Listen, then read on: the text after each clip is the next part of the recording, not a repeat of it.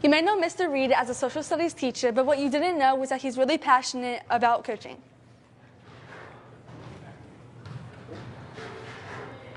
I'm Allison Stone here with Mr. Reed. Hi, happy to be here. So, what made you decide to be a teacher? I had some good experiences in high school. My junior year, I took AP US History.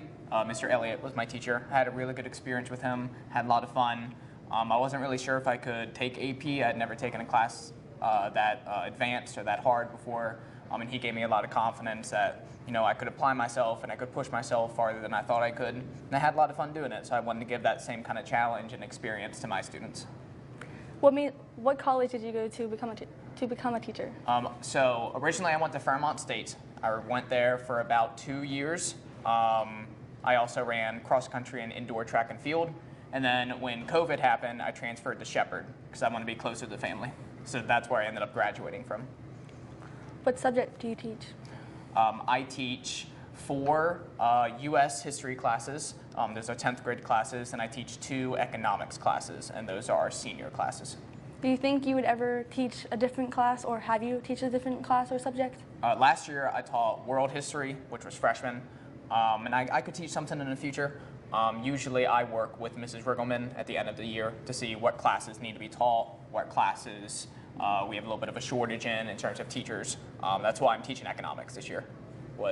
We only had 1, and she needed a second teacher to volunteer for it, and I told her I would. So usually I work with her at the end of the year, see what I would be best at, and also what we need a little bit extra help in. Do you enjoy teaching your subject? For the most part, I do. Kids can always be interesting, to say the least. But yes, I do have a lot of fun teaching. I like when I can get the kids to get invested in something that normally they wouldn't really care about. So like my U.S. history classes right now, we're talking about George Washington and Alexander Hamilton, and getting the kids to be interested in how diverse those 2 politicians were. Not only with each other, but their political views, something that most people would find boring. I like trying to get the kids to be interested in something like that. So I do enjoy it. And it also helps that I coach. I really enjoy coaching. You graduated here at Musselman, right? I did. I graduated in 2018. What made you want to come back here?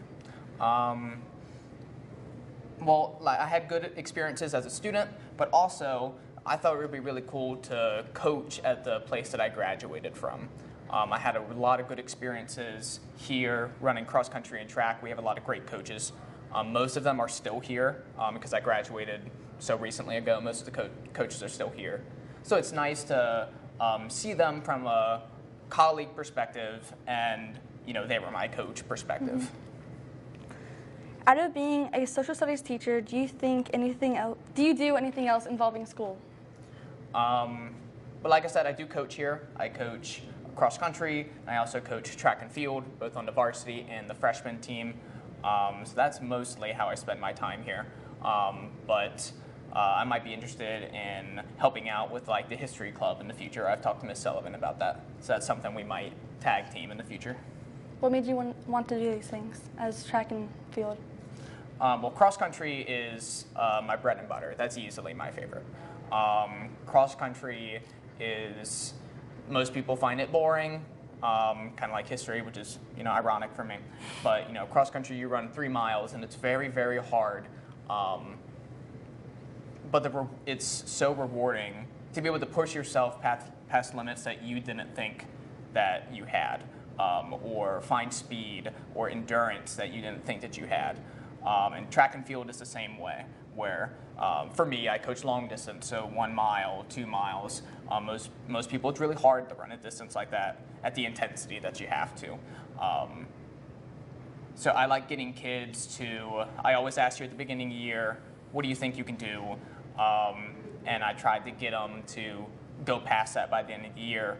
And then I always do an end of the year survey with all my runners, where based off of where you are now and where you were when the season started, do you think that you're both a better runner and a better person? And I think that's really what high school coaching should be. Did you end this year as a better person than you were when you started? Because it's great to be fast, it's great to be a really good really hard worker, but the whole point of coaching is to make you a better adult. And that's my biggest goal when it comes to coaching. You know, yeah, I want you to be fast, but I want to make sure that you are going to be a better member of society. So that way I see you on the street when you're older, and I know that I helped make you into the best person you can possibly be. Do you run out of school, or? Not as much as I should. Over the summer, I'm going to try and get more into it. Usually that's when I do most of my running, is over the summer. What other hobbies do you do? It's a good question I wasn't really ready for. Let's My see. bad. It's okay. It's okay. I have an older brother that lives in Pittsburgh, so I don't get to see him that often. But whenever I do see him, we usually either go to the movies together, or play video games together, or play card games like Monopoly or something. So you like hanging out with your family? Yeah, I like hanging out with my family, especially the ones I don't see often. So I see my older brother 4 or 5 times a year. I like to spend a lot of time with my parents and my younger siblings. So yeah, I'd say family's a good hobby of mine. And last question. Overall, if you could give students one piece of advice, what would it be? I would say it might not seem important right now, whether it's math or history or science or whatever. It might not seem important now, but eventually at some point in your life, you're either going to need to know that information, or you're going to need to have a good work ethic.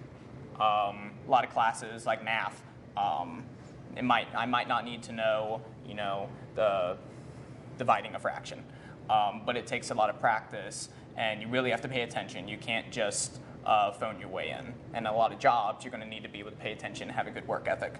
So I would say try to pay attention, because eventually you're going to need to know those skills. Well, thank you for your time. Yeah, thank you.